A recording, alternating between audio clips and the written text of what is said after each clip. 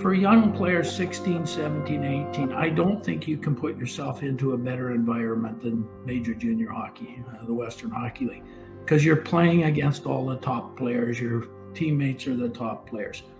So your runway to the NHL is shorter, but I think you have less time. Where if you play a couple of years of junior A and then go to college hockey, the runway is a little longer. So probably works a little better maybe for late developers.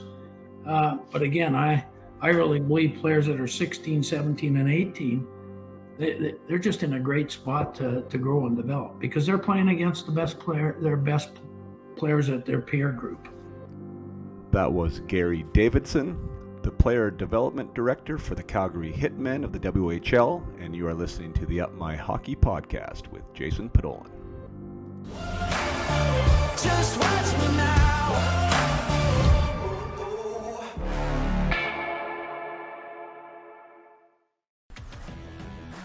Welcome to Up My Hockey with Jason Podolin, where we deconstruct the NHL journey, discuss what it takes to make it, and have a few laughs along the way. I'm your host, Jason Podolin, a 31st overall draft pick who played 41 NHL games, but thought he was destined for 1,000. Learn from my story and those of my guests. This is a hockey podcast about reaching your potential. Hey there, and welcome back to the Up My Hockey podcast for episode 88. Man, I cannot believe we are closing in on the century mark.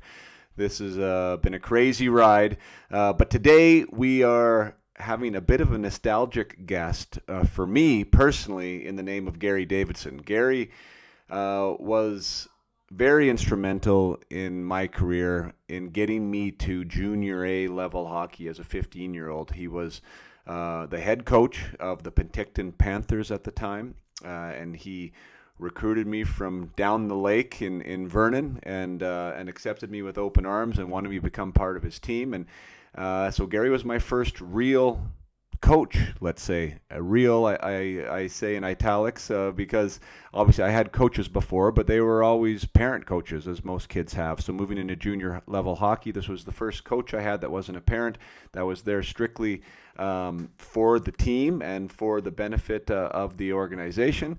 And Garry had a great impact on me. And through the years and over the years, Garry has been involved in hockey in some capacity or the other over here in Western Canada in either the BCHL as a head coach, GM, or owner, and in the WHL as a head coach, GM, or director of player development, which is where he is now with the Calgary Hitmen. So we're talking about over, what is that? 90s, early 90s, 2000, 2010, like 20, almost 30 years of experience, and in all levels, right? Dealing with junior athletes, dealing with young athletes, whether he's looking to draft them, whether he's coaching them, or whether he's being from an organizational standpoint in the GM role and managing the team. So it's a fantastic conversation. Garry, I believe, is born in 51, so what does that make him? I'm aging you here, Garry, but in his 70s, and he has definitely a fatherly, grandfatherly presence. He has a really calming energy. He's very thoughtful in his approach, as you'll see in his answers, and really authentic with what he has to say. So I really enjoyed this conversation. We talked a lot about bantam hockey. We talked a lot about junior hockey. We talked a lot about the draft and just the governance of hockey in general and where the game is going and what the game looks like now. So if you're a parent or a player who aspires to be drafted, wants to play in the WHL, or is considering different options, whether it be junior A or major junior, this could be a great episode for you. And anytime I have the opportunity to chat with somebody who's been around the game as long as Garry has been, I just completely look forward to it. I love being able to ask questions and have these conversations and to also share them with you. So without further ado, I give you former owner and GM and head coach of the Salmon Arm Silverbacks, head coach of the Penticton Panthers, GM of the Everett Silvertips, director of player personnel for the Portland Winterhawks, and now currently residing as the Director of Player Personnel for the Calgary Hitmen, Mr. Garry Davidson.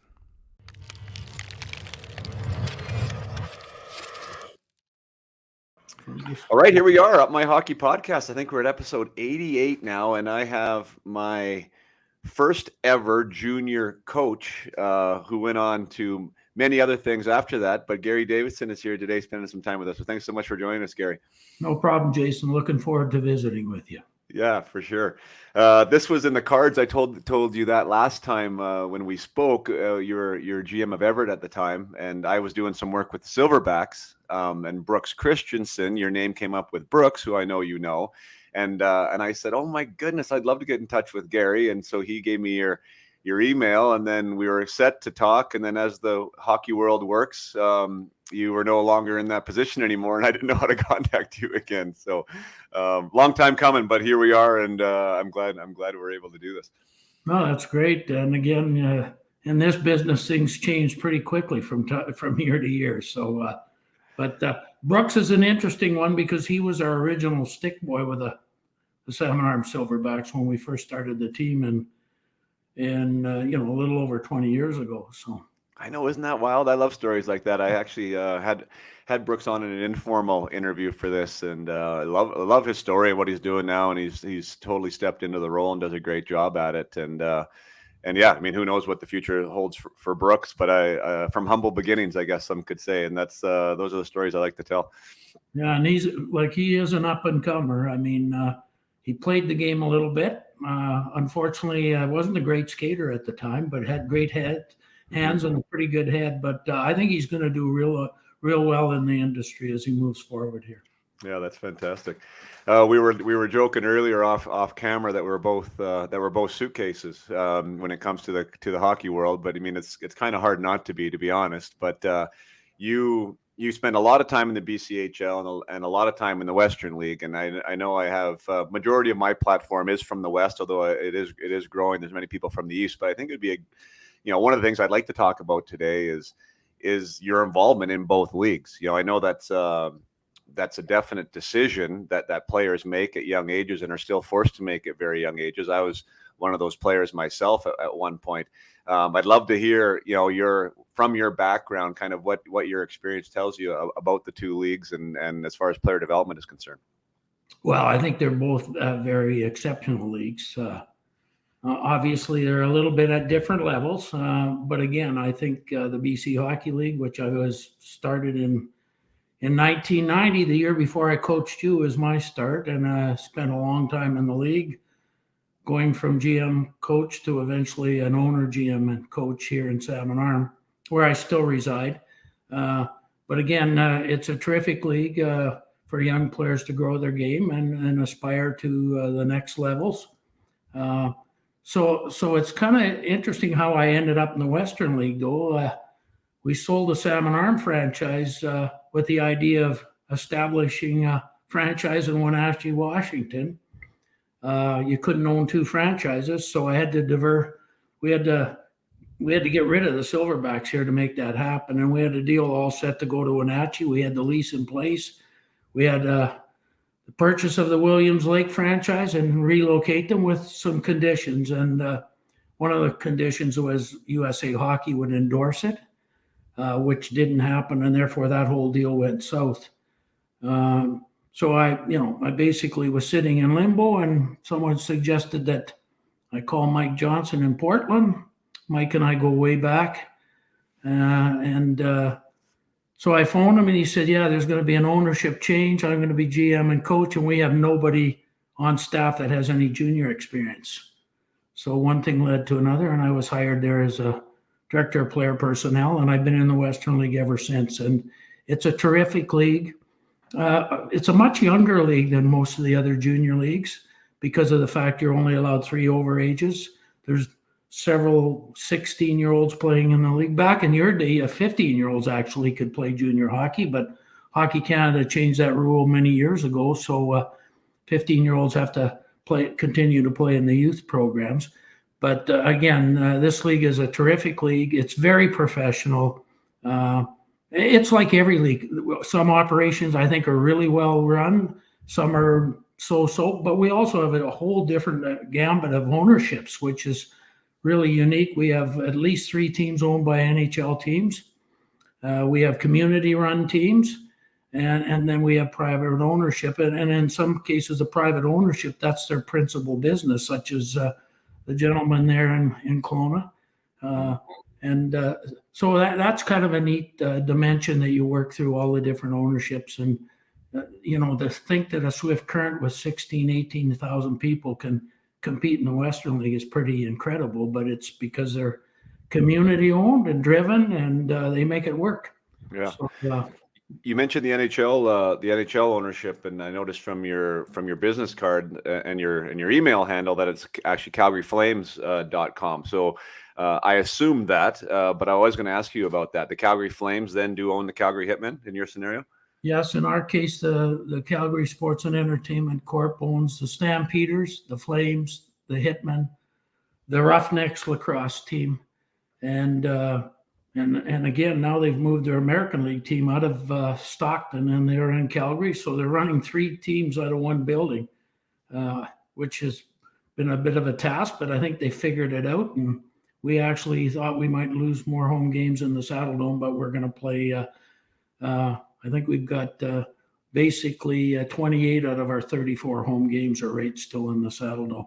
But the other operations are the Edmonton franchise is owned by the Oilers, and Kamloops is owned by the Dallas Stars ownership. So it's those are the three that are tied directly to NHL operations. Interesting. How does that? Is there the advantages for the AHL team? I can speak to personally, just from being an AHL guy and an NHL guy. I'm sure from a ownership, scouting, availability standpoint, it helps both the players and the and the organization, right? The proximity is nice. How does it trickle down to the junior level? Is there some collaboration or with the, whether it be the big club or the AHL team? I think the biggest thing is we play in an NHL facility. The NHL team's there now. The American League team will play their games there, but they're actually their practices are over at Wynn Sport. So that's how they've been able to juggle the 3 teams in the one building. So that's the biggest thing. But again, we function by ourselves, so to speak. Obviously, there are some other things. You might rub shoulders with other scouts and their hockey operations staff. But I'm not in Calgary day in and day out, so I don't have a total appreciation of that. But again, we do our own thing. I mean, we're dealing with a draft of 14-year-olds up to over age 20s. And obviously we have players on our team that have been drafted, but not necessarily drafted by our ownership group. Yeah, the biggest perk for me is the fact that we're in an NHL building with weight rooms and access. I guess one of the other things is probably access a little on the injury prevention, the injury looking after injuries and all those sorts of things, because we work hand in hand with them. Right. One of the things that just came to mind as you mentioned the ownership of the Dallas Stars with Kamloops is I guess access and more intimate knowledge of some of the players in the junior system, meaning like Stan Coven was a first round pick to Dallas. I didn't understand Dallas owned the Blazers, but some inside hockey there on some players. I know you as a director of player personnel, you guys are trying to, I mean, obviously we all go and watch the hockey player, but there's a lot of investigation on the player behind that hockey player too. So, I mean, you see a player day in and day out in Kamloops that I'm sure the scouts had a little more knowledge of what Logan was all about as a human too. So maybe that could be one of the advantages of ownership. Well, I don't know if it's so much with ownership, but it's our own network. That's the biggest thing. And this is one thing I tell lots of young people trying to get into the business. Networking is a huge part of what we do. We certainly could reach out and talk to any scout from anywhere in the NHL. And we know all the guys in the West, whether they work for the Calgary Flames or the Edmonton Oilers or the Dallas Stars for that matter. I think the fact that we're owned by an NHL team doesn't really do a whole lot for us in that regard because, again, between our coaching staff, all our scouts, Jeff Chenouth, our GM, Mike Moore, who's our president and oversees both the Hitmen and the Roughnecks, we have a network of people that we deal with. And the other thing, Jason, which is so much different now, is the access to video, the access to Instat, which I can go on right now, pull up a player and watch his shift by shift situation.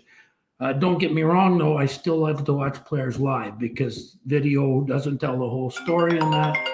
So, but anyway, again, I think I'll come back to the point I made before. Network in this business is huge. You can reach out to people that you've crossed paths with and get some insight from them, whether it's on their character or whether it's whatever. There might be a red flag on a player and you want to find out if there's any truth to it or not. Right. So when you're considering junior A, or for these players considering junior A, I mean, generally the old way to do it was, if you wanted to go to school, you would go to junior A if that was the priority. And if you wanted a quicker route to pro, you would maybe consider major junior. With what major junior has been able to do now with the access to school, as part of the standard player contract, I think that's leveled the playing field a little bit, although the scholarships down to the States still aren't part of that deal.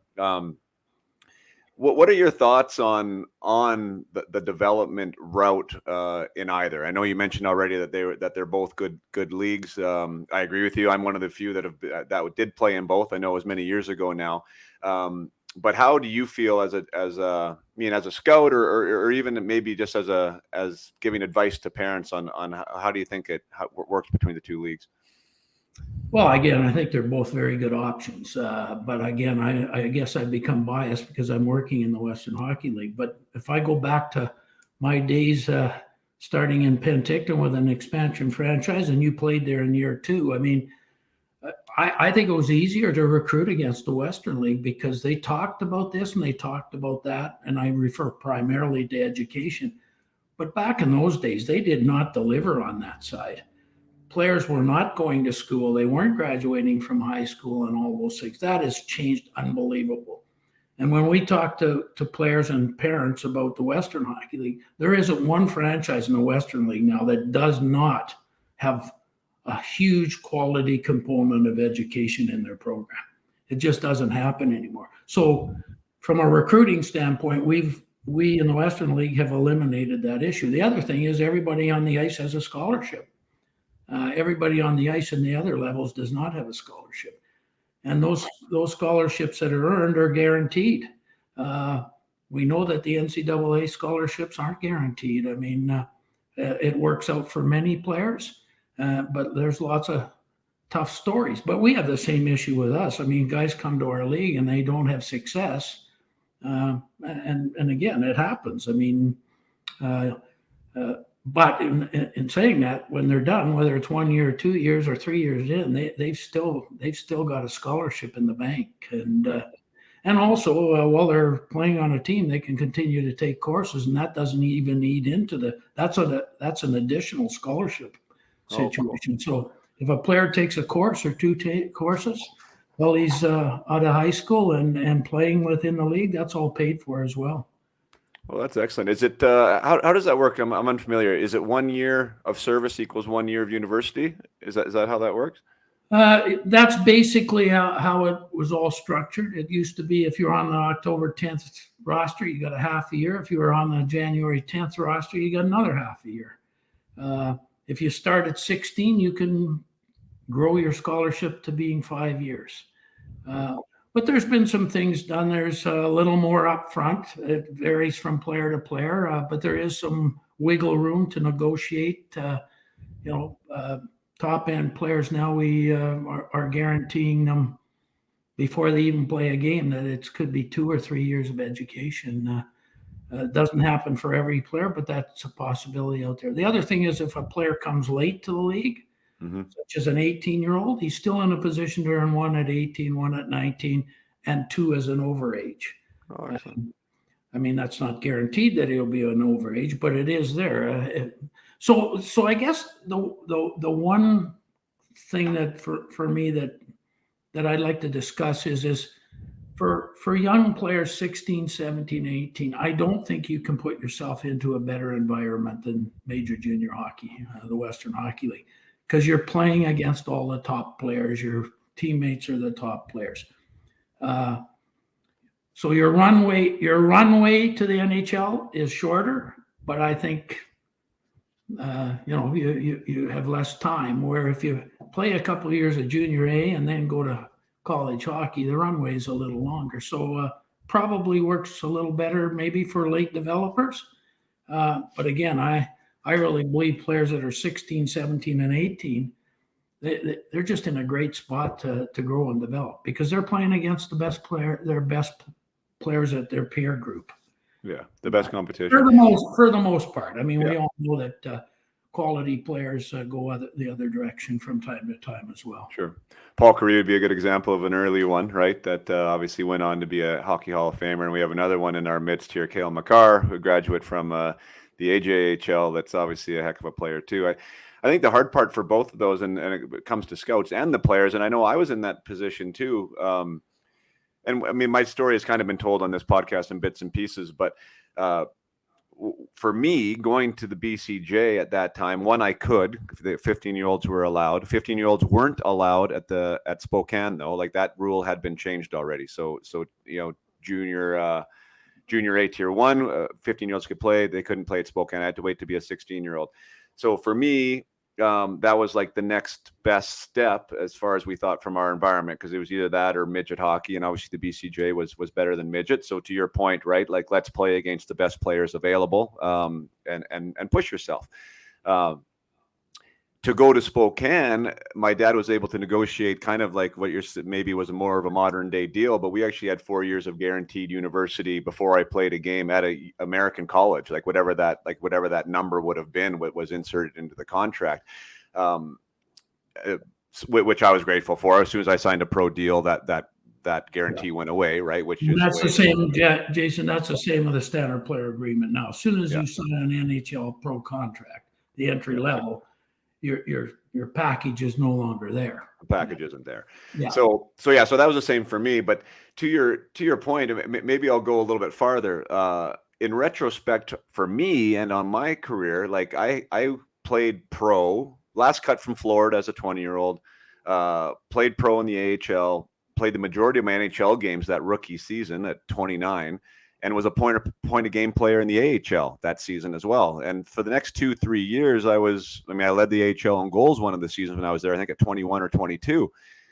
But it was funny because 23, 24, it was almost like because for whatever reason hadn't graduated to the NHL, that you're not a prospect anymore. You're a suspect, as they call it. And these players were coming out of college, like my peers that were actually even older than me in some scenarios, yet they were the shiny new penny. And it was to your point, it's kind of interesting because you're in the mix and you do got to make it happen. I think some guys do make it at 25, 26, 27 from the AHL. I mean, there are those stories, but for me and how it worked for me, I almost, as much as I love Spokane, as much as I love major juniors, where all of my memories are, had some fantastic seasons there. I would have loved to have seen what that whole college journey would have been like, right? And allowing yourself a little bit more time, like you say, to develop and get a little bit older and mature, I guess. But today, Jason, guys aren't going there for 4 or 5 years anymore. That's they true. go there for 1 or 2 years, and for business reasons, they got to take the contract. It's not going to be any better. Yeah. Entry-level contract's an entry-level contract, whether you sign it at 18 or whether you sign it at 20, again, for me, development is such an interesting thing. And we have this discussion constantly week in and week out when you're discussing with scouts and a term that's quite often used by a good friend of mine, everybody triggers at a different time. And why is that? Well, that's just the way it is out there.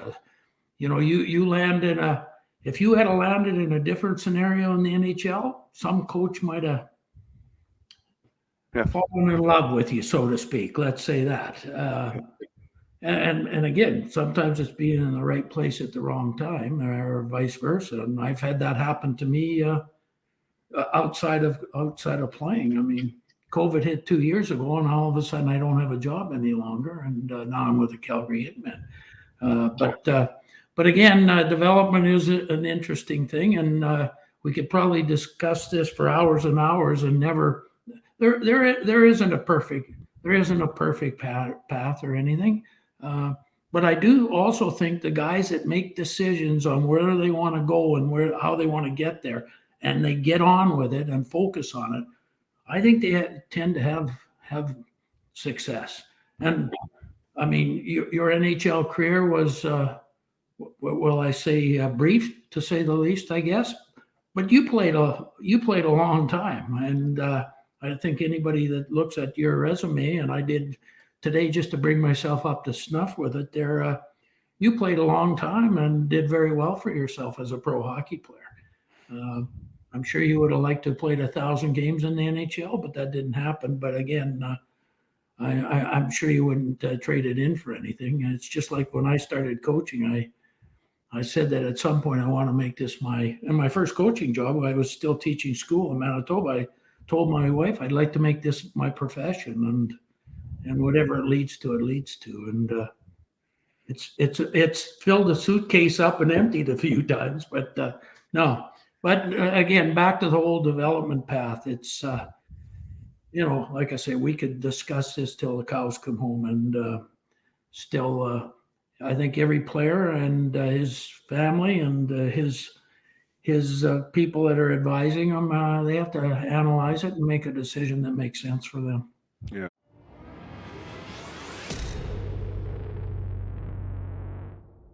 Thank you so much. Just going to take a short break here to talk about the Peak Potential Hockey Project. I have been receiving lots of interest about the course. It's my 4-week mindset and personal development program for hockey players and teams. That a lot of teams have been reaching out to me. This is where I am extending my focus right now. Team development is an awesome way for me to reach more players at once and have a bigger impact with the message. So I love working with competitive teams, whether male or female, whether junior, major junior, junior A, junior B, you name it. Competitive players from U13 on up. This is for you. If you have any interest at all in providing mindset development and personal development to your players, to empower them to grow the confidence to be the best players that they can be, to have the tools required to be accountable to their development on their terms, so they are the ones that are feeling responsible for what is happening around them, this is something that you should consider. The testimonials on the upmyhockey.com page speak for themselves. This is making a huge difference for players and teams, and I'm super excited to be offering it this year as my main signature program. So once again, you can reach out to me on the website, upmyhockey.com. Jason@upmyhockey.com is my email handle. This is for teams. There also is an individual way to take the program as well, but please look into it if you are at all interested in getting your player support or whether you are interested in getting your team support. This will make a massive difference for your player or your team. Now back to the episode with Garry Davidson.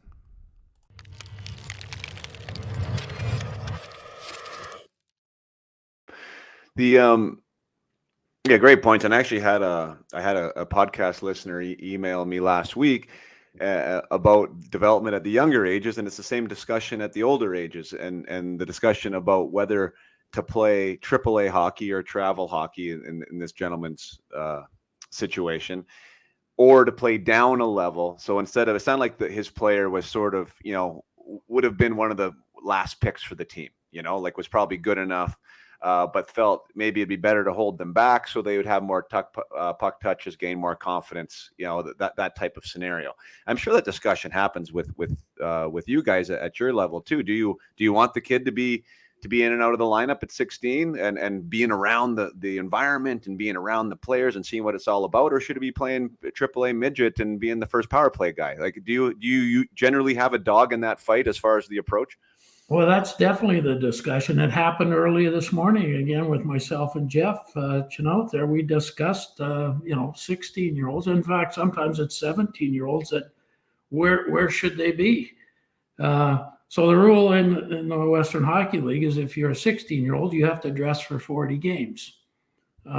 If you're 16-year-old in Junior A, you don't have any restrictions. Therefore, we're held a little bit more accountable. But back to your comment, like, do you want the 16-year-old as number 13 forward or number 12? Or should he be back and be a top 3 guy in another program? And for me, one of the things is once a player has really achieved that level, I think it's now time to move on. Now, some players will never, they're always just going to be average at whatever league. But it's amazing how guys can do that. Average minute becomes an average Western Hockey League or junior hockey player who becomes an average NHLer. That's the way it works. Yeah. He understands what he is and he plays to his abilities, and he earns a roster spot and keeps moving up to the next levels. But there are lots of players that I think need to stay at a level a year longer. But again, there's lots of peer pressure. There's lots of parent pressure, and we got to be there today. Well, that may not be the best. That may not be best for that player's development. Yeah, I agree. I had Jerome McGinley on. Obviously, everyone knows who Jerome McGinley is, and he was part of that Kamloops Blazer dynasty era, right, of 10 years running, where they were, Memorial Cup contenders every year, and he played at 16 and only played, to your point, like, I don't know what it was, I can't remember, it's not in front of me, but he definitely was a healthy scratch for very many games. And some of the games that he did dress in, at least in the first half, he retold that sometimes he didn't even get on the ice till the third period or the second half of the game, depending on the score. Now, that was a tough year for him, self-admittedly. Pardon me? Interesting part to that, though, he was also never drafted in the Bantam draft. He was a protected list player later. I don't know if you knew that. Well, I think, Jerome, I don't want to say you're wrong on that, but I think I was the last generation of WHL. It was me, Travis Clayton, and somebody else. And the next year, everyone was available. I think Jerome was like a 8th overall pick or something, I believe. I'd have to look that up. I might be wrong on that, but I think he's one of those guys, just like Shea Weber was sitting in Sycamoose. He didn't get drafted. Right. Played at 15, a few AP games for us in Salmon Arm, and Kelowna put him on their list. And next year he was in Kelowna, and the rest is history. Yeah, no kidding. But there have been a number of players that, for one reason or another, did not get picked in the Bantam draft. And that's the other message I always try to deliver to players. Once a draft's over, I really don't care where you got picked or if you got picked. If I see potential in you, then we're going to come knocking on your door, whether you're a first round, an 8th round, or a listed player. And I've got plenty of examples of all of those where some first rounders don't work out. And some 8th rounders are in the NHL today, because I've had a couple of those guys that's happened for, But again, for me, that's another thing that you come back to players look at. It's only an evaluation at a certain period in your development. Right. And today, you're not overly desired by teams because you didn't get drafted. But then next year, all of a sudden, bang, you start to grow and develop. And did you play with Stu Boddicker in Penticton? I'm trying to remember if you remember Stewie. Well, he was a part of my friend group, but he wasn't there. He wasn't there. I think we're the same. I think he must have come the year before. Well, Stu was a classic example. At 16, he just exploded, and I use him as an example. He was a Canuck draft, went to Colorado College, but he just exploded from one year to the next, and made the jump to the BC Hockey League. And But what also brings me back to the other thing, he probably should have stayed one more year at our level before he went to college, because he physically wasn't ready to move to the next level. I mean, he still did fine, but back to what we talked about. When's it time to move from this level to the next level? That's part of the whole analyzing your situation and understanding what you need to continue to grow your game and get to your final goal, which I presume most players, it's the NHL. Right. No, I like what you said there. I mean, I'm going to get back to the Bantam draft for sure. I like your approach with dominate the league you're in. I also like you mentioning, because that's one of the things I talk about on my platform and with the players that I work with, is understanding who you are, right? So dominating the level, to your point, an up and down winger that likes to play physical and get to the paint, I mean, he's never going to be a 1.5, 2 point a game guy, regardless of where he is, right? But if he accepts that and does that well where he's at, then yeah, it is time for him to move on. So it's not always point specific, right? How much you're dominating and how you're impacting the games you're in. But back to my story about Jerome, because I think that's relevant, is like there was a classic scenario where a lot of kids 16 wouldn't have been able to do that, especially being the player that he was, like to be able to be there. But he reflects on that time at 16 and saying that was exactly as hard as it was for me to be around that group, for me to be around those players, to see what they did every day. And so it set me up for the next year, whereas some players aren't ready for that grind, right? Yeah. That's sitting out. And I think that's got to be something that's taken into consideration too. And oftentimes parents specifically don't have a clear looking glass when they're looking at their player. And it's always about the hockey skills and the hockey talent. Is like, can your player handle what might be coming here? Because that's I think we're talking about handling adversity. Mm-hmm. And that's one thing that I think is very important. We all have to handle some adversity from time to time. It's not always going to be easy and a piece of cake. And for some players, when they're very young, they never face adversity. Then they climb up through the ladder of youth hockey, and then all of a sudden, bang, they face some adversity. And now some of them learn to deal with it. And you said Jerome did, and I'm sure he did, because look what he did after that. But there's other players that they just never do figure that out and handle that very well. And because of it, they never maximize their potential. Because all of a sudden, it's like the guy that's the natural, the Gretzky. It's so easy for him. But it's so easy for him, he doesn't understand how it was so difficult for this other guy who plugged and plodded along year after year and had to scratch and scrape to make a rostered spot. And again, it's interesting when you look at all the coaches you had, how many of them were those kind of players? They scratched and scraped, yep. To get there, and because they faced all that adversity and understood all that stuff, and probably benefited their players, that experience and that. So, mm-hmm. Yeah, it's that networking thing is ringing a bell with me. I mean, even what you're saying there. I mean, I played for you at 15, and was a top prospect growing up, and would by lots was considered the natural, and I had a hard time breaking in. I don't think it was the adversity of having that be an issue, but there's definitely there's a way to go about breaking through, right? And I think the guys that have had more experience with that, getting onto teams and breaking through and proving people wrong, and like the more calloused you are in that sense, I think the better prepared you are too for what's ahead, And so I can remember times moping around and saying, why am I here? Right? Like, why is this me, and what's going on?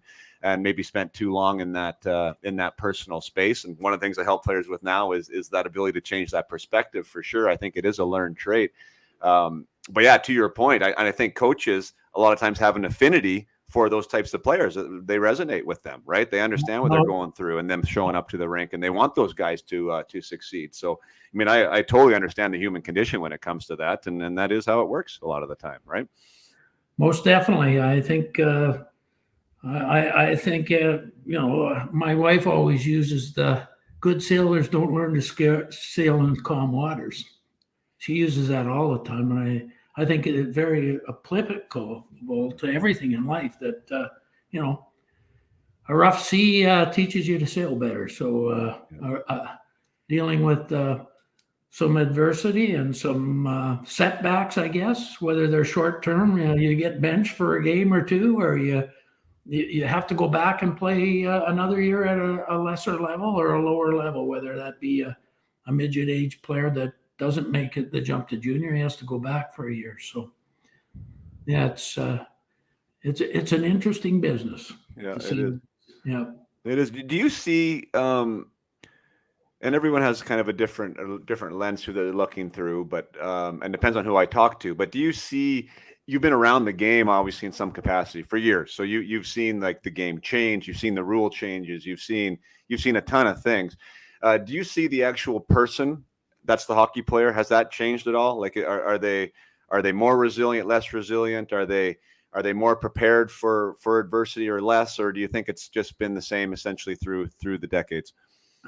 Well, first of all, the game has changed immensely. That's the first thing. I mean, it is so fast. You have to process the game very quickly. Your hands and feet have to be at a certain level. You have to be able to skate now. I mean, it's changed. And back to the day when you got started in the early 90s, I mean, it was clutch and grab, and the play away from the puck was atrocious. And I had spent 7 years in Europe before I came back, and it drove me nuts to watch how good players got eliminated from the game because, and lots of them had to go to Europe to have any success because they couldn't play the ridiculous game we were playing here in North America. So I'm really excited to see how the game has grown and developed in that regard. Now, when it comes to dealing with the young players, I think people always say this, oh, back 20 years ago, it was different. I think the only thing that's different is our society is really different. And our players and our young players are a product of the society. And again, that for me is probably a big issue. And again, right now it's a very expensive game to play. So there's a lot of kids that can't afford to play. Well, that's unfortunate. We've lost probably a lot of good athletes in the game because of it. The playing with no consequences. Like, I mean, I have two sons basically around your age. Two granddaughters now, and I just look at the differences. Like, they are so worldly so early now. But on the other hand, I mean, they're a product of what we're doing in our school systems, in our sports systems, and then there's the other thing. How many of them are really lacking any help from parents? Some get tremendous support and help, almost overboard. So it's non-consequential thing. To other players that, God, they're getting no help, and they need lots of help and support, and it's not there. And it's a society thing for me, and things that are happening in hockey are happening everywhere in society. And again, that's the biggest change I think for me, Jason, is how that's changed. Right. Yeah, I mean, I think people are people, and they are a product. I mean, some would maybe call my wife and my approach old school when it comes to parenting. I don't know if it is or not. I don't even know if what you would call it, but like, I do see less accountability, I think, in, like you said, in the system. I mean, whether it be school or whether it be in sports, like ownership on the player to take some control over what it is that they're all about and what they want and the consequences of right and wrong actions. So, I mean, we try and do our best to facilitate their decision-making processes. And I guess as a coach in hockey, I kind of see that a little bit. I feel there's a little bit of entitlement. Like, I should just get this, not necessarily I should have to earn this. Type of mentality. And so I don't know if that's a cross section of society or if that's any different than when I was a kid. I'm sure it probably isn't. I'm sure you probably had to deal with that in 1990, just like you have to deal with in 2022. But that's one of the fun things for me is like working with players and getting them to understand they're like empowering them with those decisions, right? And empowering them with the consequences of those decisions, because as you empower a player, boy, forget about the power skating. You get a percentage increases just by having them take responsibility of what they're all about. I love seeing that personally. And that's what we're talking about with the society. I mean, I think many years ago, there was a lot more consequence for people when they made a decision, whether it was positive or negative. But today,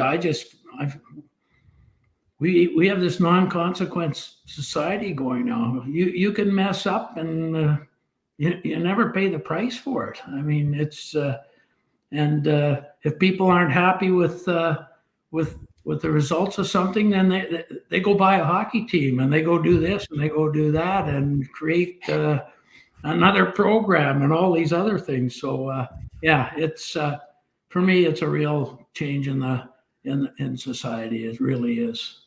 I want to talk. You know what? That your comment. You maybe have an interesting perspective on it. I want to get back to WHL draft because for my listeners, that's a really important piece of time, and parents are doing a lot to position their players for that. And myself, I'm in that same scenario. My oldest is going to be WHL draftable next year, and he's wanting to play in a certain spot. So I definitely want to talk about WHL draft. But when it comes to the private leagues now, and I don't know your involvement or not. But the academy system is obviously flourishing. That program has done real well. There's also the HSL up here in Western Canada, in Alberta, and there's the HPL in British Columbia, which is definitely fragmented where players can go and players can go. I see positives and negatives to it. What's your do you have a horse in the race there when it comes to that, to these private leagues that are showing up? Well, again, I think we've got too many hockey teams. That's, for me, the bottom line. Whether they're driven by a local association or whether they're driven by a Canadian sports school situation or these new things that are popping up, it's unbelievable, Jason, how many midget programs and bantam programs are out there, because I'm out there having to go and cover off on them. We just keep creating more and more and more. And this is all a product of decisions made many years ago, and I'll point the finger. Not that Hockey Canada had a residency rule many years ago, which meant you had to play where you lived. Good, bad, that was the policy. But what did that do? It created spring hockey. So the player playing in this small association who was a top player there would join up with another 15 or 16 elite players, I guess you'd call them, and they'd have a spring team. From there, somebody said, I'm going to run a business. I'm going to attract those kids to come and play from September 1 to June 30th in our sports school. So that's all the changes that are happening. I'm wondering what the next evolution will be, but that is what's happened. And again, it's easy for me to sit back now. It's all hindsight, but I've always had an issue with some of those early residency rules. I'll give you the example of when I arrived in Salmon Arm here. Shea Weber had to play in Sicamous. Fortunately, at 15, he was still allowed to play Junior B. He couldn't go down the road to Salmon Arm, a AA association, or he couldn't. So, that's what happened. And again, I guess 10 years from now we'll write the critique on what's happened. But that's how things have changed. Now, again, I'll come back to my original comment. There's far too many hockey teams.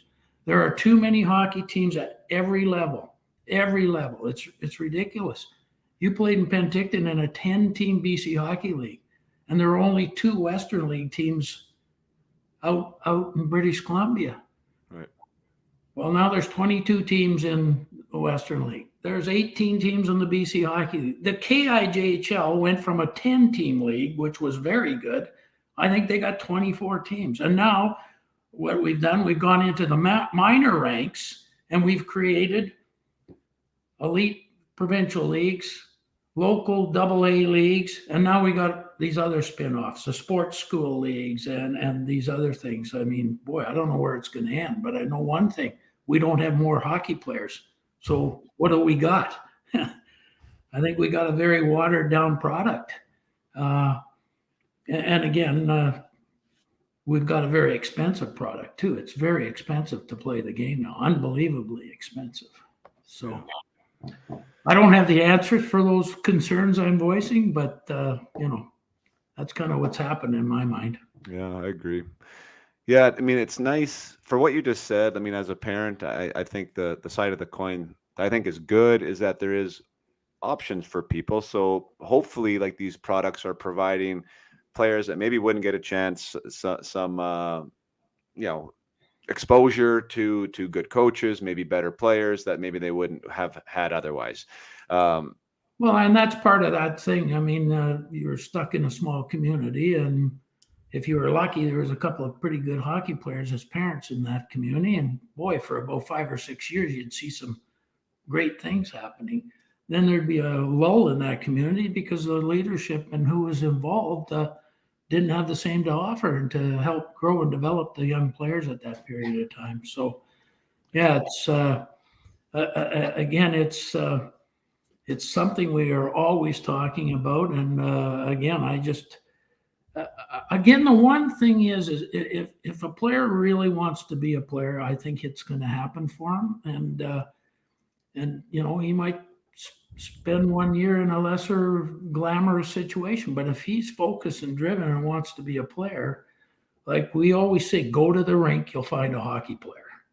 And that's what we do, or we try to do. We try to get to the arena as much as we can and watch as many hockey players. And because you just never know when you walk in the rink who's on the ice and who you might see there. Yeah. Oh, that's great. I love that.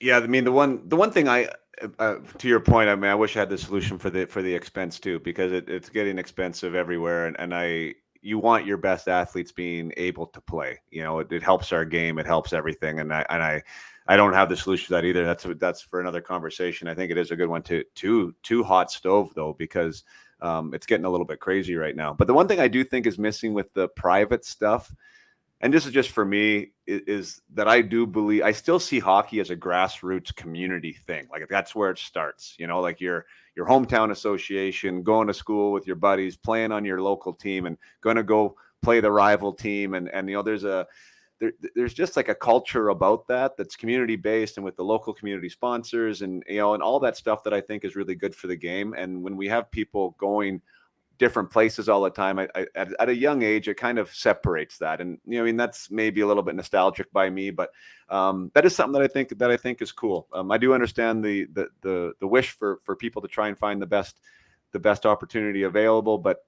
sometimes we're talking we're talking small margins here, and what are you giving up to make that happen? But anyways, we won't get stuck in the mud on that.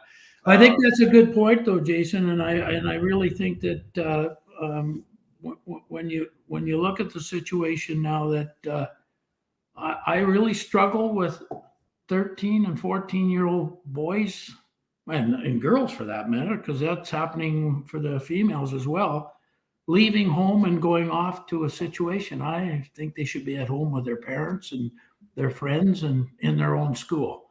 Yeah. When it's time to leave, I'm not sure, but 13 and 14 for me seems to be I believe that's too young, but that's my opinion. Yeah, no, for sure. There's some play. I mean, it's happening everywhere, but there's lots of players, even our home association, that are, it's not that long of a drive, but choosing to go to West Kelowna or Kelowna, 30, 45 minutes down the road for their practices and stuff. And their kids are like 8, 9, 10 years old too, right? So again, like I say that with no judgment, because people are doing it because they want to, and they see something there. And I think that's the thing that Hockey Canada needs to look at, is like, why are people leaving? Like, what are we not doing? Is there something that we can do?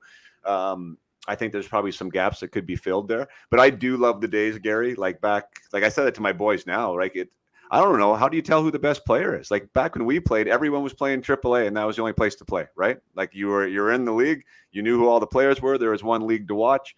And then if you weren't, you're in AA or whatever the case may be. Now it's like, either you're in the school system, or you're in the zone program, or you're in the BC Hockey AAA system. And like, there's not one place for that everybody is, which I'm sure makes it hard on you guys, which maybe is a good segue to the WHL draft. It seems like to me the academy system, the prep system, the U15 prep system that they have here in British Columbia is the most widely scouted league. It seems that's where most of the players are coming from. And even watching the AAA, U15 AAA level, the BC Hockey equivalent, there seems to be like some top scorers in that don't get drafted. Is that because they're not getting watched, or can you maybe explain how you guys go about your business when it comes to the WHL draft? Well, last year was a tough year, Jason, because we had to do 2 drafts. I mean, it was unbelievable. This year's a piece of cake for me, as far as I'm concerned. We got 1 year to watch all these 08s. So last year was a bit of an unusual circumstance. But for me, I mean, I look at our 07 draft. I mean, we took sports school players. We took BC and Alberta Elite League players. So I mean, we're trying to cover off on all of it. And some of those new leagues we got out and watched a little bit as well. Not me so much, me personally, but our scouts got out. And I know they're going to be out early here to watch some of these new entities, if I might use that word, that are springing up.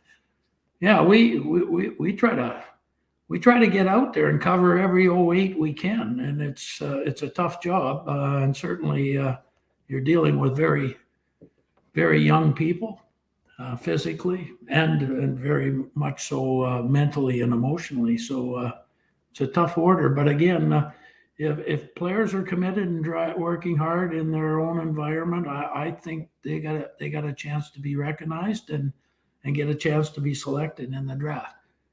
But again, I'll come back to what I said before. If that doesn't happen, just get to a camp and show everybody, hey, you missed me, because Right. that happens constantly. And I would assume it's you're less invested. Maybe that's the wrong word. But the NHL level, I mean, you have your first rounders, your second rounders, third rounders, and they get longer looks. Like there's no question, right? Like you get a few more chances. You know, like you're in the system. There's a little more invested. Um, there's still room for other players at the NHL level. It happens all the time, but generally there's a little more focus on the top guys. At the WHL level, do you find that to be also the case, or is there just room for the best player? Is that all you're looking for all the time at that level? Well, yeah, I think you're trying to focus on the players that have the most talent, the most upside, the most growth that can happen with their game.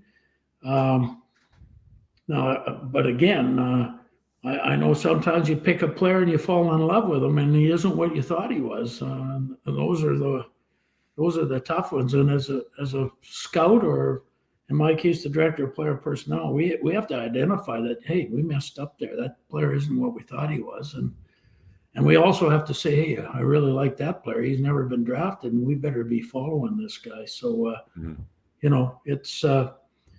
It's real interesting. And again, I come back to the I said it again at our training camp this year. We had close to 80 players there, and many of them were free agents, undrafted. And I said, hey, you just keep plugging away, because there's lots of stories of the guys that don't get picked in the draft. And again, there's lots of stories where guys were. I just watched Kelowna play the other night. Their 12th round defenseman has made the team at 16. Like that's pretty neat story. And we had Carter Hart and Everett, and we picked him in the 8th round. That's how smart we were. But 21 other teams passed on him 7 times, and we selected him in the 8th round. And he ends up being a world class junior goalie, and now he's an NHL player. But yeah, again, I just keep telling guys. Guys will say, "Well, where'd you pick that guy?" I said, "I can't remember.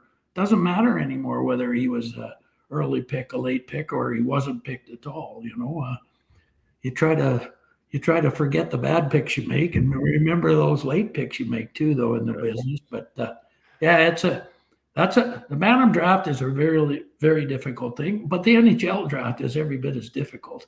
Yeah. I mean, you can go and look at the drafting process for the last 10 years with some NHL teams. Holy mackerel. They had a lot of misses and very few hits, because it's not an easy thing to do. Oh, I believe it.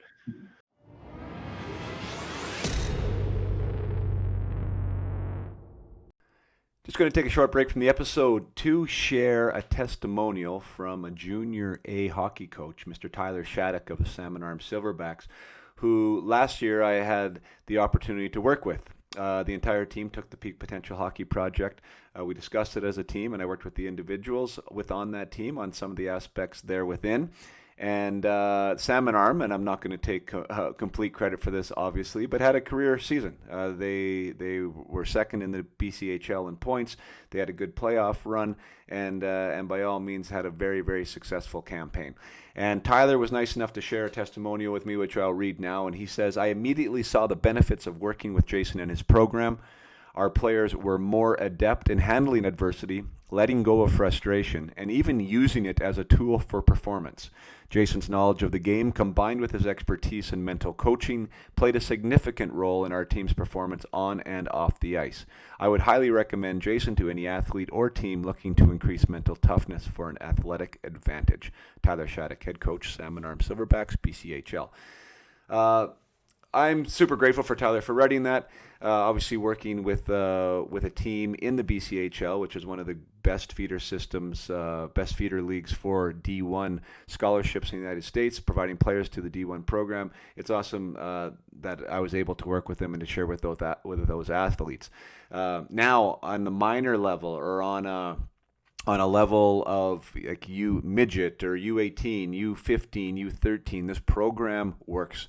I also have testimonials from those levels that I'm not going to share with you right now for obvious reasons, but just to give you an idea that the impact this can have on your organization, on your collective group of players. Each player will take the content within and apply it to themselves differently, but it does provide a culture and a platform, a foundation to grow peak performance, which is essentially what we are all wanting as coaches and as managers and as associations. We want the best out of the individuals to come together collectively to provide a better product and get better outcomes. And that is exactly what this does. It empowers the players to become better teammates, to allow themselves to be better on the ice and to get what they want, which is their individual goals and dreams to be fulfilled.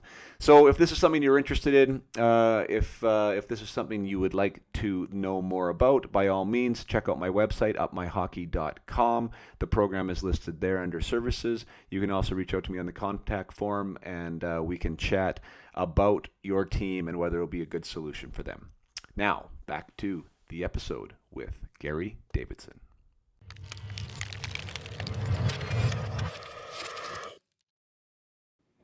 When it comes to that, I think it's about a third of the league, isn't it? Roughly 30% is undrafted players, or do you know that number? I knew that at one point. Yeah, I honestly haven't looked into that, but I've always said that you build a team in three ways: through the draft, through listing players, and then obviously you have to make the odd trade here to fill in where maybe you have a shortcoming. And it also depends on the cycle of your team. I mean, if you got a really good team and you want to make a push, then you're going to acquire, somebody in a trade, and so a team is built that way. But I could quickly pull up our list and count it. But I know we got lots of free agents, as I call them, or list players on our group. Yeah. So the percentage, I'm not sure, but I think people would be surprised how high it is. I wouldn't mind spending just a touch of time just from not contract, but why things are done the way they're done. And you said last year was so difficult because you had to do the two drafts. The WHL is the only major junior league in Canada that drafts 14-year-old kids, and everyone else waits one more year. It seemed to me it would make your job a little easier. You get one more year to watch these guys. They're a little bit closer to being WHL ready. And last year seemed like the absolute perfect opportunity to make that happen. Let's just change the draft age. Do you know why it was left or why it's not been changed? Like what, as far as that's concerned? Well, as a GM in Everett for almost 10 years, I was a component of going to the midget draft. I think there's several other people that feel that way too, but there's also the group that have been doing it this way for a long time. And they have their reasons why they prefer the Bantam draft. I don't agree with them, but that's the way it is. And I'm in an environment where I'm in a position of overseeing our draft and overseeing our scouts. So we have to get out and watch those Bantam 08s, and we got to pick them in May. That's the business. And whether it'll change, it was the ideal time, in my opinion, to change it. But again, that didn't happen, so we just move forward. But there's been lots of talk. Why doesn't the NHL push their draft back 1 year too? Yeah. And there's people out there that are in favor of that, but there's lots of people that aren't as well. So, is that a voted thing then? Just for my own curiosity, is it a GM vote on whether that changes or not? Is there other people that's involved in that? Well, first of all, anything that the GMs do, that's just passed on to the ownership and the governors to make the final decision. So let's say we had a vote on a certain thing within the GMs and it passed, then it's taken to the ownership group, the governors, and they put their stamp on it, yes or no. And in the case of changing the draft, One day it was kind of going this direction, the next day it was heading back the other direction, and as it turned out, it stayed. Right. And again, I think if you poll the GMs, one day it might pass, and the next day it may not. And it's the same with the governors, for that matter, too. So. When it comes to the draft, I didn't do it for this past draft year, and I actually want to. But it seems, and to me, I guess for obvious reason, that players are more widely selected with earlier birth dates than later birth dates.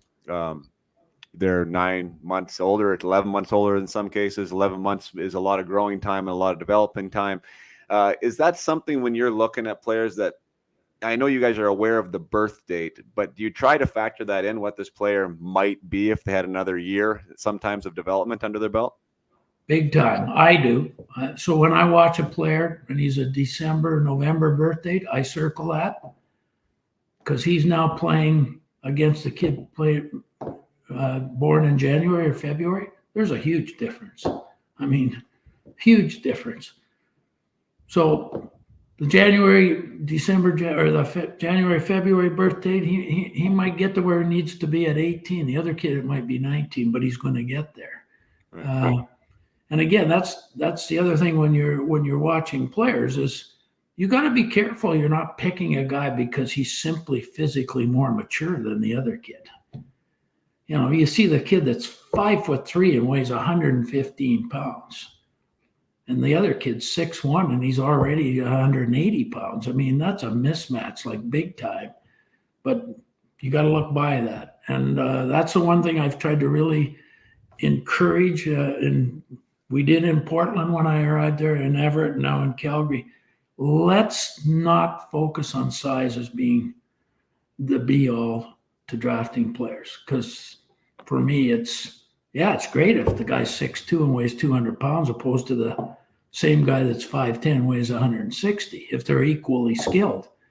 But it boils back to me, Jason, the other factors are more important. And again, at 14, that 5'3" guy, you didn't know his dad was 6'4" and his uncle was 6'4", and all of a sudden when he's a year away, you're looking, RinkNet still has this guy at 5'3", 140. I'm looking, cripes, he's over 6 feet now. That's what happened. So again, when it comes to evaluating a talent, I think, obviously a guy that has reach and range, which you had, is an important thing. I mean, Mr. Chera, who just retired today, had the best reach and range in the world at 6, whatever he was. He could stick his stick out one way and his hand out the other way, and you couldn't get by the guy. So that it was an important aspect once he, as he moved forward. But again, when we're dealing with bantam age kids, I mean, size for me is something that we have to be very careful of because we have no idea. Guy will say, he's got big feet, he's going to grow. Really? I saw that same kid 2 years later. He still got big feet, but he didn't grow.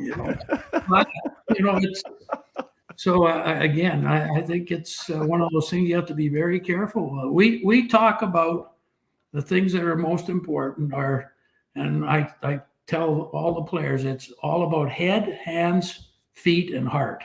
Those are the things that are important because we know that sometimes the drive and the fight and the heart in the little guy is way better, more than the big guy. So those are things that come into it. So, right. And then, of course, the thing, Jason, that's probably the most difficult in the bantam draft is dealing with what kind of people you're drafting because they are so young and so immature. You don't know what kind of a character you've got, and certainly you got to be careful. You're not writing a 14-year-old off because he did something that you perceive as being not a good character thing. Right. Because again, you got to be careful of that. Sure. It might be just a bad decision for a young 14 to make one day, and so forth. So, but yeah. How do you? I mean, I know that's definitely something that is looked into, and I think more so with the higher picks. You may have had a conversation with NHL GMs, and they're definitely personally involved in the first pick for sure, and maybe the second one, and they want to know. I mean, you kind of do more homework because there's more invested there. Is that something that at that level, Garry, when you're dealing with, like you said, these 14-year-old kids, is it just what you're seeing at the rink, or are you trying to find out what they're like in school and what they like are with their friends or their teammates? Or are you doing some homework on that to try and find out? Yeah, and I think that's really a responsibility for our regional scouts, because they know probably parents, they know the coaching staff. So, if there's a red flag, then we note it. There's a red flag. If there's enough red flags, and maybe he isn't a first round pick because of that. And also what comes into it, Jason, is how committed they are to the Western League too. I mean, right. Especially last year with the 2 drafts. I mean, we red flagged some very good players because our 06 pick was 12th overall. We had to make sure the player wanted to come and play for us. I had it happen in Everett. We drafted this Tyson Jost young man and went to Penticton, played at North Dakota, and we lost out on that deal because he was a 7th overall pick in the Bantam draft. So you gotta, and then still there's no guarantee. I mean, you can pick them and people change their mind a year down the road or 2 years down the road too. So. Yeah. You said parents there, and that wasn't even on my hit list, but I think it's worth mentioning because maybe there's a message to parents out there, or maybe there isn't. Parents, to me, seem really, really involved now. I guess probably they always were. How can parents negatively or positively impact a player when it comes to through the eyes of the scouts or an organization? I guess the quick answer is yes, but on the other hand, I always tell our guys again, players don't pick their parents. They don't pick their parents.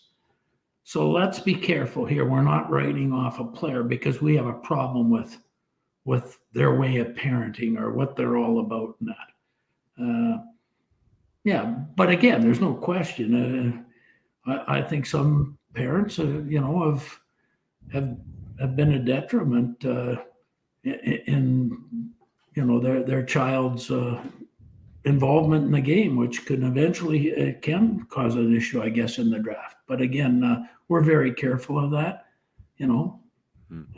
Somebody might say, well, mom and dad are a real handful. Well, so what? I mean, I think the player's a hell of a player. So, I mean, we got to, I've dealt with coaches that don't want to deal with parents. And I said, hold it here now. You have to deal with parents. Their son's only 16 years old, 17 years old. We have to deal with parents. We have to deal now with agents too. That's part of our job. And I'm not going to, if you as a parent phone me tomorrow and have an issue, we're going to sit down and talk about it and figure it out and sort it out. But there are lots of people in this business just say, hey, I don't want anything to do with them. Well, that doesn't work for me. I mean, if they were all 19 and older and they're all adults, well, maybe that's a different story. Now, it's time for Johnny there to stand on his own 2 feet and deal with, coaches and management on a one-to-one basis that way. Yeah. Oh, good for you. I mean, I think if there's one thing I can say about the game today, yes, I do love the speed. I love the skill. There's some aspects where I wish there was a little more physicality involved as far as what I'm seeing. But what I love about the transition has been the support and the recognition of what you just said, that we're dealing with young people, right? Like that aren't ready for a lot of this stuff. And the way it was in the past of, just figure it out essentially, and you're only mentally tough if you can do that. I like the approach, the coaching approach now, the approach from organizations as a whole. It seems to be getting better and be more pro person instead of just an asset as a player. And I think the teams that are getting it right, Garry, the ones that are getting the best results and are getting the best out of their assets are the ones that are taking care of the person the best. And I think that evolution has been really great to see. Well, and again, I think that's back to what I talked about. I mean, the Western Hockey League is now, I think they got an outstanding education component to all the programs. And that's important because very few of our players in the end are going to be pro hockey players.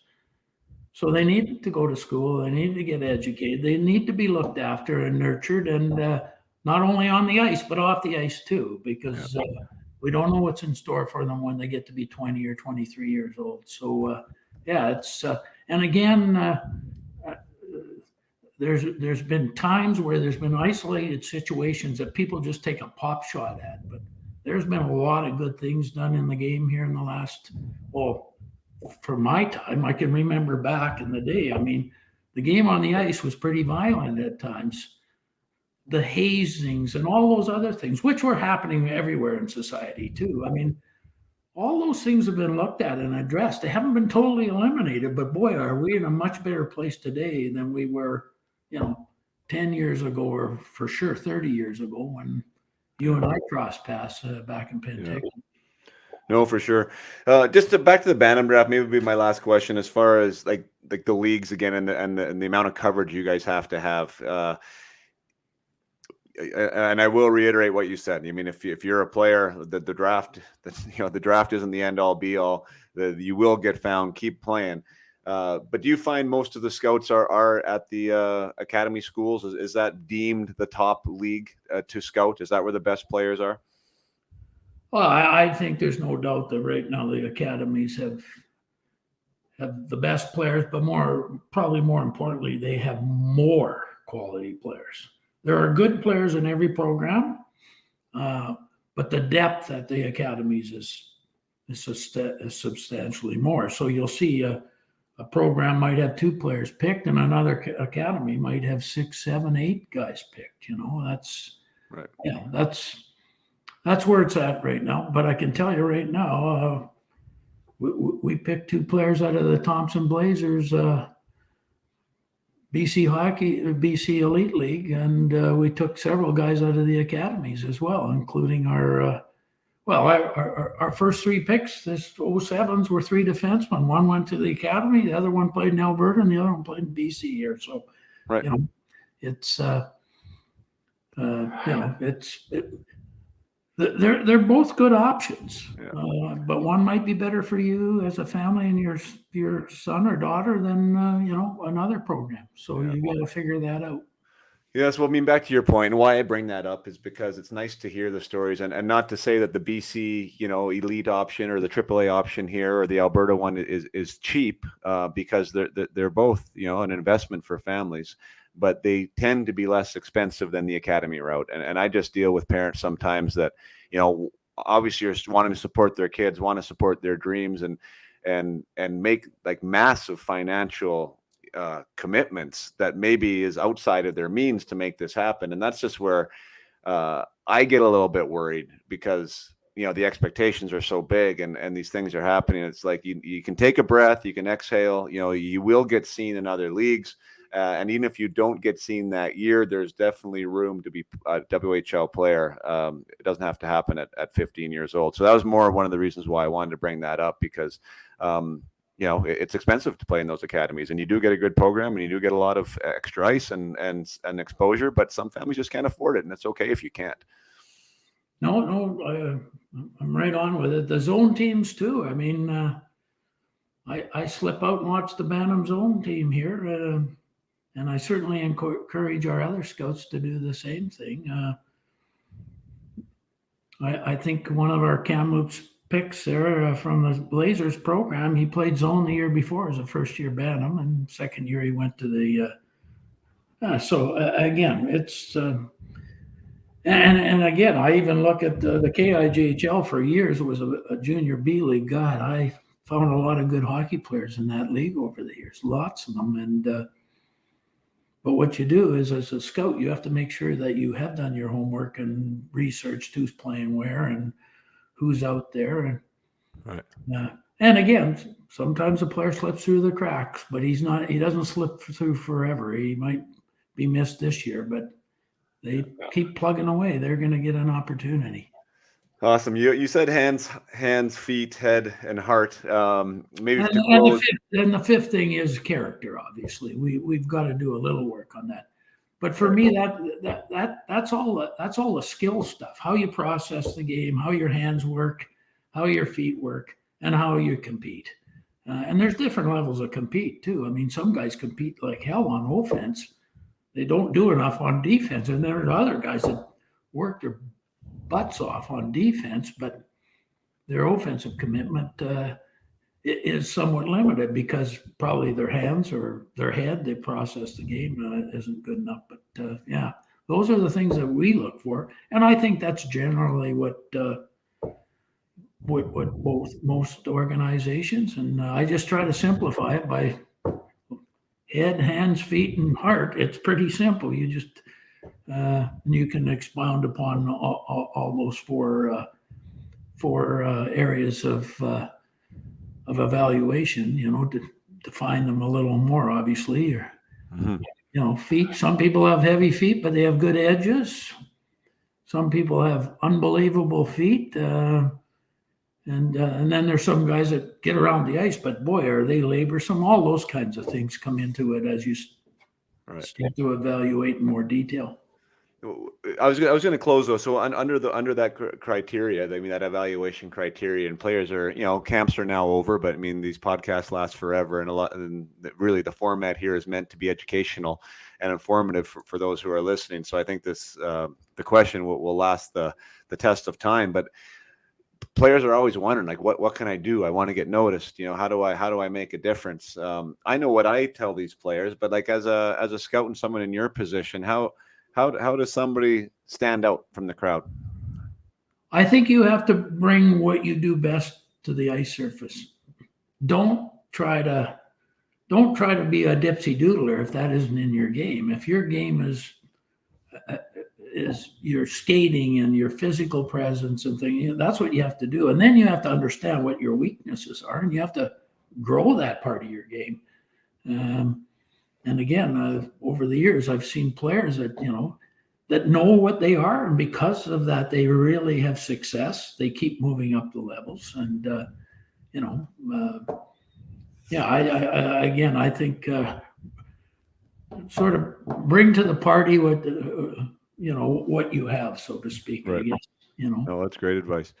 That's great advice. Just, from my own curiosity and for others, because I know players get so wrapped up in their stat line, so wrapped up in it. And I've even had conversations with Luke Schenn, like, so the guy that was with in Kelowna, and his draft year, he was just so rattled that he wasn't getting points, right? And the coaching staff was trying to tell him, well, no one's drafting you to be running their power play. Like no one sees that in you, right? So you just need to relax about that. And that's exactly what he does today in the NHL. He just moves pucks and defends. Right. There's nothing wrong with that, right? There's nothing wrong with that. Not a bit. Yeah. So do you draft, like when you're doing the Bantam draft, generally the glory positions, like the first rounders, are these guys that are, that are flashy, that are scoring the highlight reel goals, and you think are going to be a top point guy for you. At certain points, are you drafting like a guy that you see being a Luke Schenn, a good, solid stay-at-home defender that's going to move pucks and isn't going to have a stat line that blows you out of the water?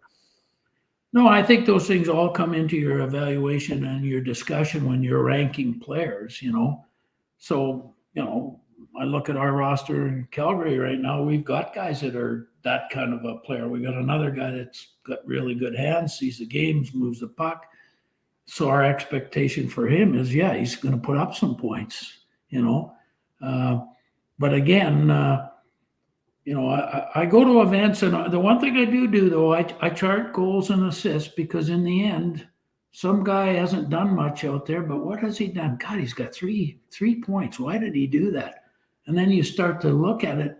He just does this all the time. Well, you need that player on your team, even though his compete level isn't where it should be, or his skating isn't what it should be, And it's the same with a defenseman that just moves pucks and defends. So he's got 2 goals and 10 assists over 68 games. That's not a lot of points, but boy, oh boy, he plays 25 to 30 minutes a night. Why?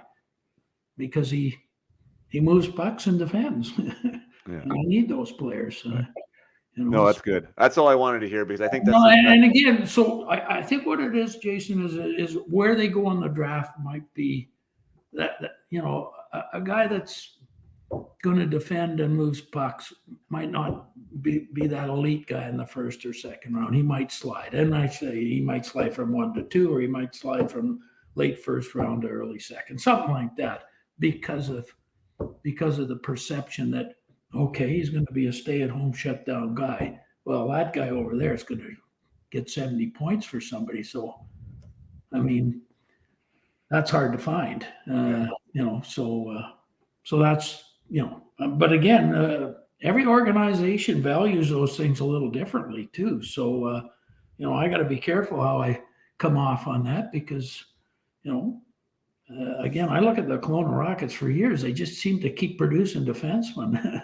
And obviously, their group of scouts there have zeroed in on things that they think are important, and it's been good for their team. And those guys have moved on to play at the pro ranks too. Right. Yeah, no, valid point. I wanted that message to get out, and it's a drum that I've been beating for a long time. Is that I have actually a client of mine.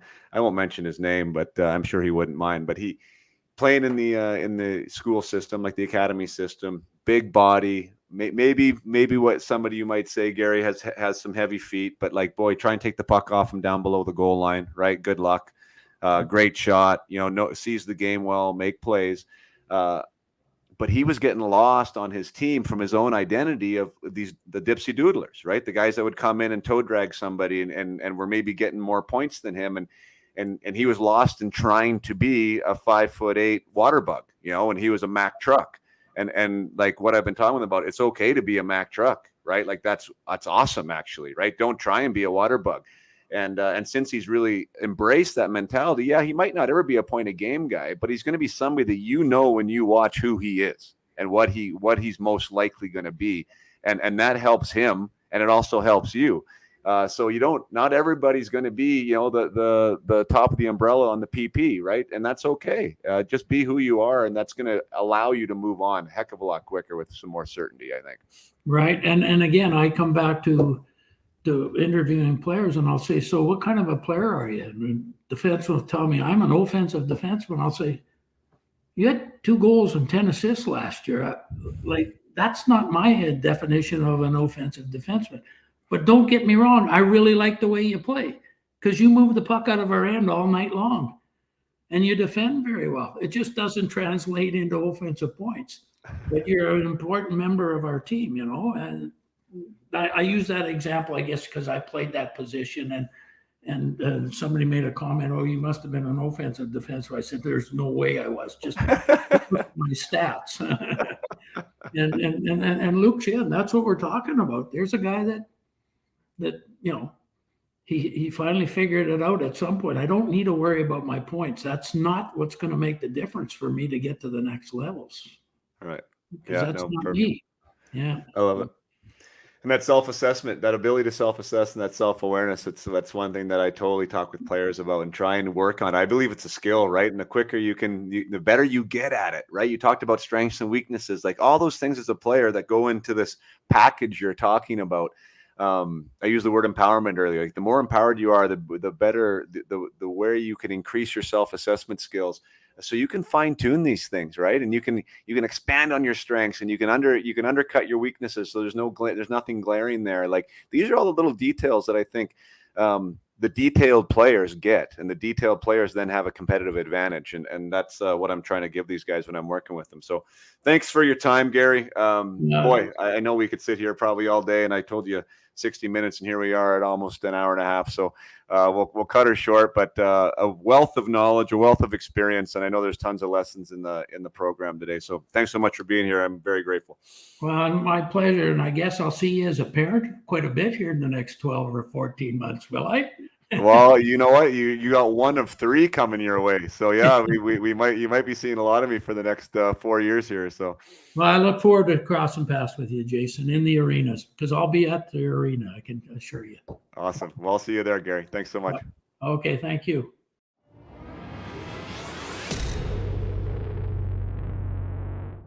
Thank you for sticking around to the end. I really appreciate everybody for being here, enjoying the program.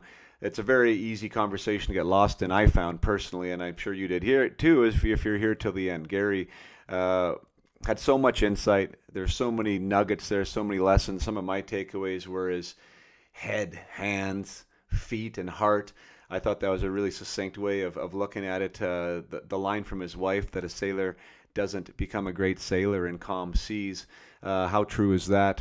And really speaks to what it is that I do with the Peak Potential Hockey Project and with helping players be ready for that adversity before it comes, and also being able to navigate it when it is there. That is definitely something that I love working with athletes on.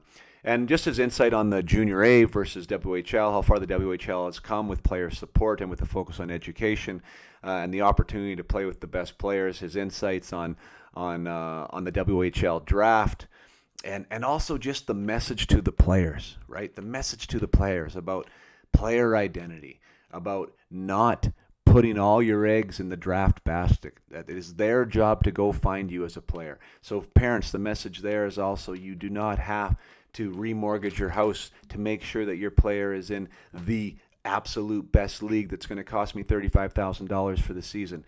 That is not necessary. What is necessary is a passion for the game. What is necessary is a direct, deliberate attention to development for your player, and dominate the level that you're at. Be who you are and be the best that you can be at the level you are at, and continue to do that year after year, and you will be found. You will be found, I promise you. Good players have a way of getting found. There is enough people out there at rinks trying to find players. There's enough people out at rinks trying to give good players, be the person that is noted for providing good players, to making an awareness there.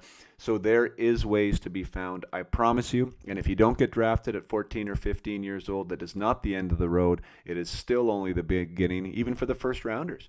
As Garry once said there, that he's had first rounders that haven't worked out. That's the way it goes. He had, as he mentioned in there, he had Kelowna has an 8th rounder that is now making their team as a 16-year-old. That is fantastic stuff. Not to mention his line about Carter Hart being an 8th round pick in the WHL draft, who is now a starting goaltender in the NHL. You never know where you start, and you never know where the end is going to be. But I can promise you, if you play hard, keep your head up, and learn the mindset intangibles along the way, if you're willing to get support, you're willing to be coached, and you have a big heart with some passion, things are going to work out. As Brad Larson said in a previous interview, if you do everything you can do, you can walk away with your head high. Nobody wants to have excuses to look back on and say, oh, I wish I would have done this, or I wish I would have done that. Just go all in. Go all in on your physical development. Go all in on your mental development and your personal development. Play hard. Be a good teammate. Do the right things, and things will work out. It doesn't have to come down to dollars and cents or exactly what team you're on. So thanks very much for staying here. Garry, again, if you're listening, really appreciate the conversation. I look forward to more in the future and to bumping into you at a rink sometime soon. And as we were joking about, I'm assuming that a Podolin, a younger Podolin, a younger, better version Podolin will be on your scouting radar list here in a year or two. So we'll cross paths then for sure. But until then, everybody, play hard and keep your head up. Just watch me now.